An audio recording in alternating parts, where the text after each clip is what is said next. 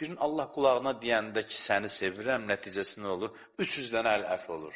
1000 dənə əl əf olur. Çünki o sevgisini sənə çatdırdıqca sənin üzrxahlığın çoxalır. Allah birinə deyəndə səni sevirəm, o da onu eşidəndə, bax o minbərdən mənim məqsədim budur ki, Allahın səni sevirəm pıçıltısını çatdıra bilim. Bir adam Allahın səni sevirəm sədasını eşidəndə onda nə hal yaranır? Onda dərhal üzrxahlıq hal yaranır ki, ay Allah necə qarşılıq verim? Ay Allah bağışla, ay Allah məndə ləyaqət yoxdur sevilməyə. Hey başı aşağı düşür olur, əstəğfirullah Rabbi və tubulə. Ona görə eşqin cavabı istiğfardır. İstiğfardır. Allahın sevgisinin cavabı istiğfardır. Amma eşqi hiss eləməyən adam əstəğfirullah deməkdən yorulurdu. Yaşı 70 dəfə niyə deyirəm? Bir dəfə dedim, bağışda eşitdi də.